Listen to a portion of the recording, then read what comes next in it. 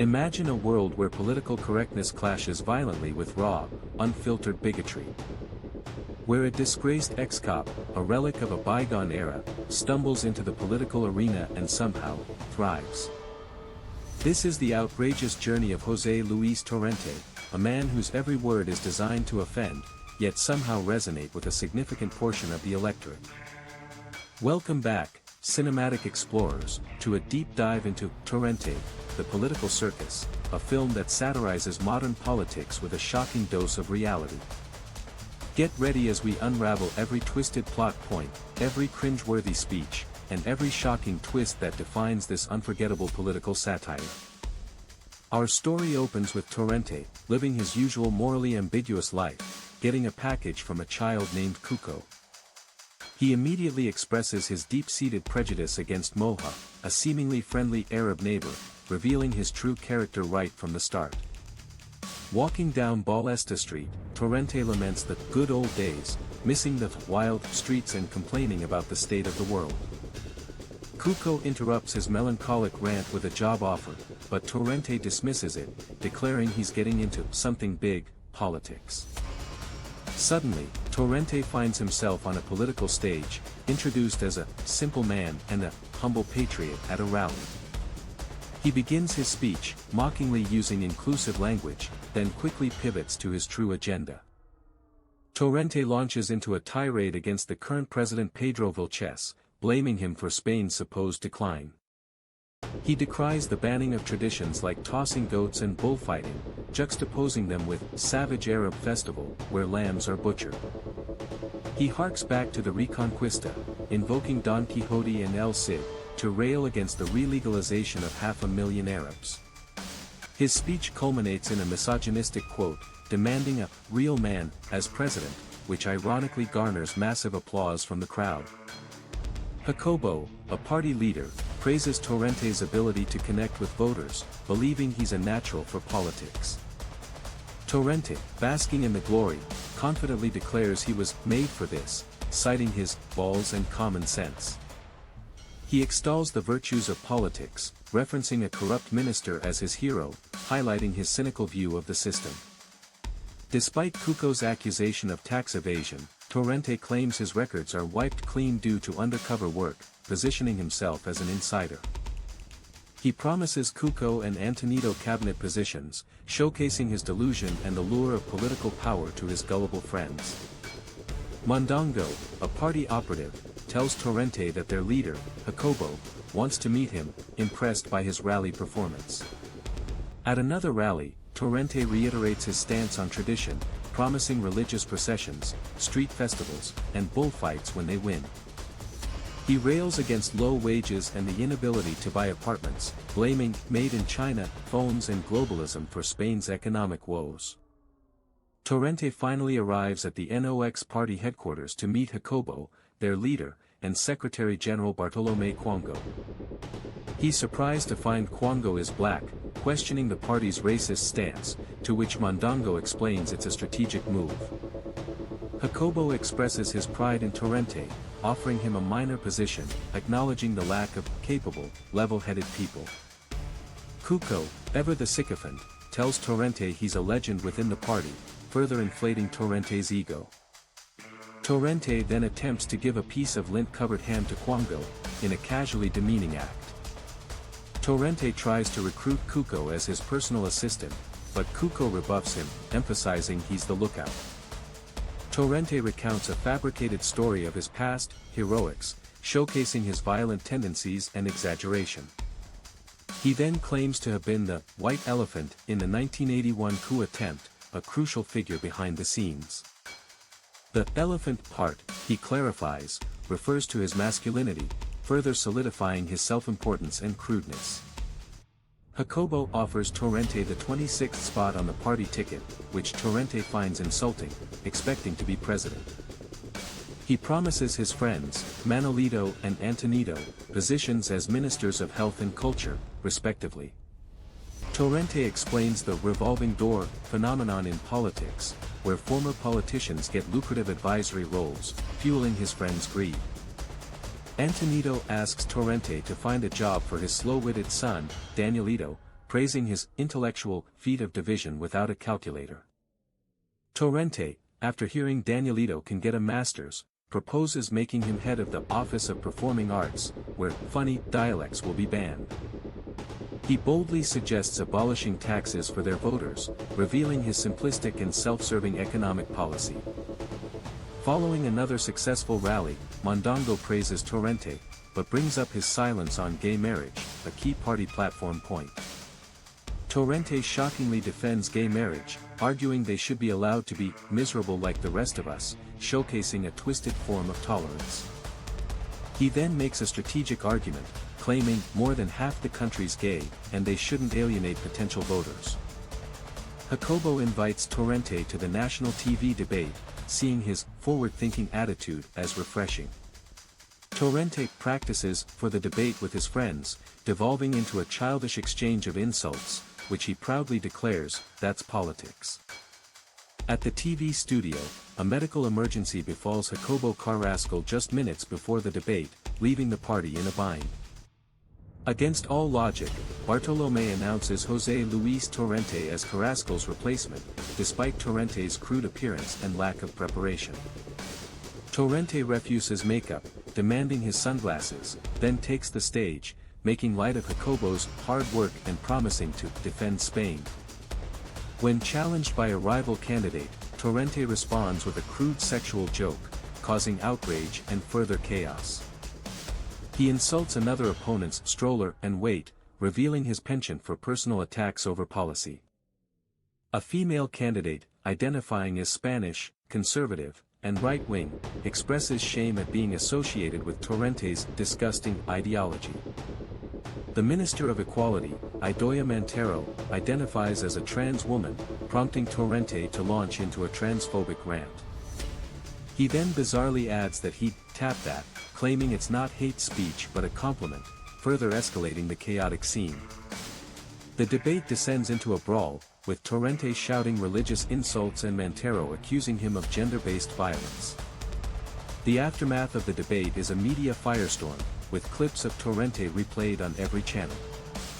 While many are repulsed, the NOX party realizes that the half voting for us love him, making him a useful, if crude, mascot. Torrente revels in his newfound fame, believing he's on the right path to the presidency. He uses his political persona to extort free services from a construction worker, a cab driver, and a sex worker, promising them favors when he's president. He even receives a discount from a sex worker who claims her mom was a hooker, highlighting the cynical transactional nature of his interactions. Miguel Ángel González, the communications officer, notes Torrente's viral success but emphasizes the need for social media management. Carmela Cicero, an image consultant, is hired to refine Torrente's image, despite his overt disdain for her appearance. He privately disparages Carmela, calling her ugly as sin, comparing her to a leftist. Carmela attempts to teach him politically correct language, correcting his descriptions of people from fat lady to curvy, or idiot to differently abled. Torrente completely misunderstands, labeling a man paying the bill as feminism, and a man holding a door as casual sexism. He even calls an Arab man assisting a woman with luggage sexism, demonstrating his ingrained biases. Carmela, however, sees Torrente's unfiltered honesty as a potential asset for winning over voters, with an added personal motive to get laid. Torrente criticizes Frankie, Jacobo's nephew, who is tasked with his social media, calling him dim-witted despite his prestigious but uncompleted education. Upon learning Frankie is Jacobo's nephew with connections, Torrente's attitude immediately shifts, praising the boy's bright future. At a rally, Torrente allows Paquito, the son of a famous comedian, to perform, but quickly dismisses his attempts at modern humor. He advises Paquito to stick to queer jokes, further showcasing his outdated and offensive views on comedy. Mondongo introduces Torrente to AI technology, demonstrating how it can replicate the voice of El Fairy, a beloved Spanish singer. Torrente is outraged, declaring that nothing is sacred anymore, lamenting the perceived sacrilege of using AI to mimic El Fairy. During his speech, a wasp incident leads Torrente to believe it's an assassination attempt, dramatically dropping to the floor. He shouts, "Long live Spain," creating a viral photo that depicts him as a brave, patriotic hero, despite the trivial nature of the threat. The campaign faces sabotage as a fake AI picture of Torrente with a transvestite and 2 prostitutes goes viral. Torrente nonchalantly confirms the picture is real, stating it was from a brothel, believing voters like candidates that get laid. Despite the scandals, Torrente remains oblivious to the damage, dismissing his advisors and relying solely on Cuco. He calls himself a thermometer for the concerns of citizens, while Quango aptly corrects him, calling him a suppository that fixes problems. During a meeting with thought leaders, Torrente proposes social security for sex workers, viewing them as healthcare providers and sources of happiness. He advocates for the return of the death penalty, mandatory military service, and even questions women's voting rights, delighting his extreme supporters. The thought leaders, however, find Torrente too soft, hinting at starting their own, even more radical party. Frankie tries to make Franco cool with pins and caps, which Torrente deems disrespectful, emphasizing Franco's selflessness. At a charity gala, Torrente encounters a wealthy widow, Bridget, and attempts to use a crude pickup line involving 5 girls in a woman's body. His vulgarity disgusts Bridget, who quickly leaves, demonstrating Torrente's inability to adapt to formal settings. Torrente introduces his cabinet of unqualified friends to a shocked Mondongo, planning for Jacobo's potential incapacitation. He brazenly demands envelopes full of cash, revealing his primary motivation for entering politics. Manolito proposes building luxury apartments in national parks, an idea Torrente embraces, envisioning shared profits. His cabinet demands government cars and even an electric scooter, showcasing their petty desires for perks. Frankie surprisingly connects Torrente with Javier Milei, the president of Argentina, who offers advice on cutting ministries. Torrente embraces the chainsaw approach, further solidifying his image as an extreme political figure. Mondongo warns Torrente he's just one piece of the party's rise, but Torrente, feeling undervalued, decides to run for president independently. He orders posters with his face, promising his friends jobs as bodyguards and ministers, with himself on banknotes, not coins. He offers Frankie the vice president position, showing a glimpse of his chaotic leadership style. On a TV show, Torrente is interviewed by puppets, which he dismisses as practice for when I go to Congress, calling politicians puppets. He makes another offensive joke about Idoia Montero, further cementing his controversial public persona. Former President Mariano Rajoy calls in to give Torrente advice on being a good president: don't be divisive, be honest, and be honorable. Torrente, true to form, immediately discredits Rajoy by reminding him he was thrown out, proving he can't take advice. He then erupts at the host, comparing himself, a patriot, to commie Catalan separatists, showcasing his intense nationalism. He claims people say he fucks goats, further descending into absurdity and baseless accusations. Frankie and Cuco warn Torrente that the party will turn on him for his presidential ambitions, but he's undeterred. Jacobo, recovering in the hospital, orders Mondongo to get rid of him, implying assassination. Despite the threats, Frankie proudly announces he's secured an endorsement from the most powerful man on earth for Torrente's campaign. Donald Trump appears on stage, endorsing Torrente, much to the shock and excitement of the crowd. Torrente, ever the opportunist, thanks Trump, implying he didn't really need the help but appreciates it. Trump delivers a brief, generic speech, and Torrente attempts to leverage their friendship for trade deals, seeing him as yellow like the duck. Jacobo returns, witnessing the Trump endorsement on TV, realizing his party's plans have been massively derailed by Torrente. Mondongo reassures Jacobo that elite hitmen have been hired to eliminate Torrente, believing the problem will soon be solved. Amidst the celebration, Rinrin, one of the hitmen, bursts in, claiming he's been gotten, leading to a chaotic shootout. Torrente, with unexpected proficiency, kills all the attackers, then, ever the opportunist, suggests looting their bodies. A phone rings from one of the dead attackers, and Torrente recognizes Rinrin's voice, realizing his former protege betrayed him. Torrente realizes he's a target, but the film cuts to a scene showing the true depth of the conspiracy. President Pedro Vilches discovers that Torrente is actually beating him in the real polls, not just the rigged ones.